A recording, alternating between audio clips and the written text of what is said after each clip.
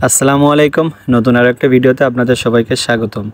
আজকের ভিডিওটা হচ্ছে একটু ব্যতিক্রম। আজকে কোনো ঘোরাঘুরি নেই, কোনো খাওয়া দাওয়া নেই। আজকে হচ্ছে দেশের জন্য এবং আমাদের সবার জন্য কিছু ভালো কাজ করব।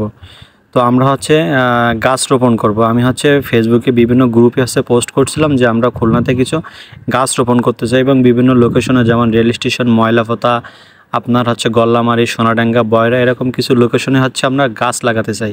তো সেই ক্ষেত্রে অনেকেই আমাকে মেসেজ করছে এবং অনেকেই আমাকে হেল্প করছে গাছ দিয়ে।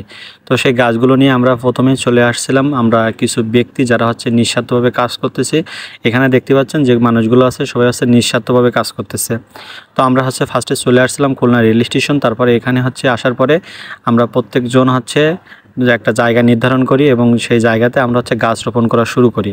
এখানে একটা বিষয় কি যে এখানে যারা আসছে সবাই অনেকেই গাছ দিয়েছে, অনেকেই শ্রম দিয়েছে, সবাই কম বেশি হেল্প করছে। আর যেহেতু আমার ভিডিও খুলনার মানুষদেরকে আমি সবাইকে রিকোয়েস্ট করব আপনারা খুলনাতে সবাই গাছ রোপণ করেন এবং সারা বাংলাদেশে বেশি বেশি করে গাছ রোপণ করুন, বেশি বেশি করে গাছ রোপণ করবেন এবং খেয়াল রাখবেন নিম গাছটা একটু বেশি রোপণ করার জন্য।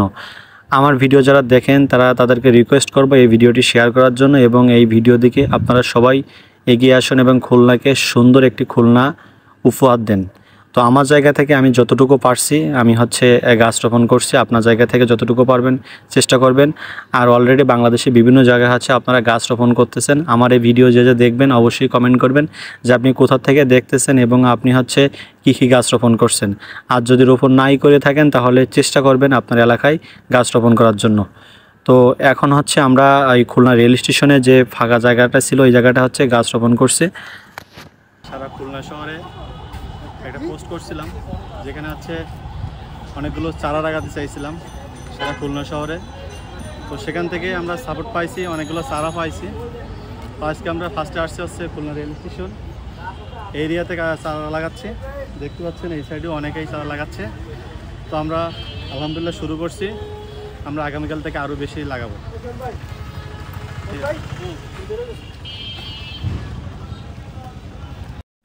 এবছর কি পরিমাণ গরম পড়ছে আপনারা হয়তো ভুলে যাবেন না, কারণ প্রচুর পরিমাণ গরম পড়ছিল। আর এর প্রধান কারণ আমাদের দেশে গাছপালা অনেক কমে গেছে।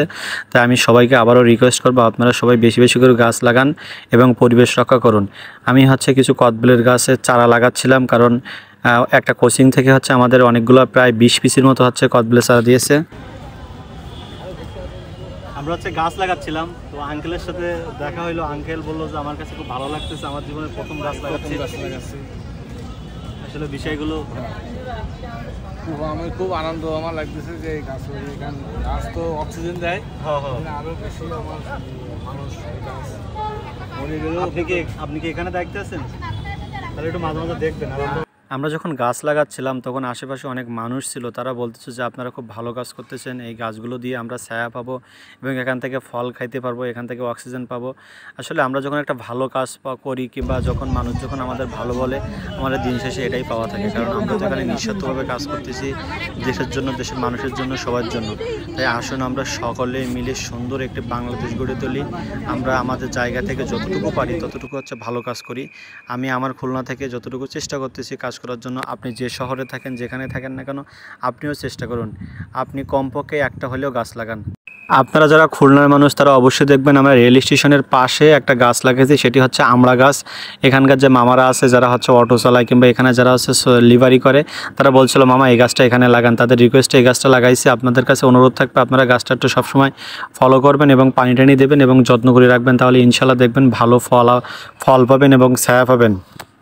ভিডিওটি ভালো লাগলে বেশি বেশি শেয়ার করবেন। সবাই ভালো থাকবেন, সুস্থ থাকবেন। দেখা হচ্ছে নতুন কোনো ভিডিওতে। আমাদের জন্য দোয়া করবেন, আমরা যেন সমাজে ভালো ভালো কাজ করতে পারি। আল্লাহ হাফেজ।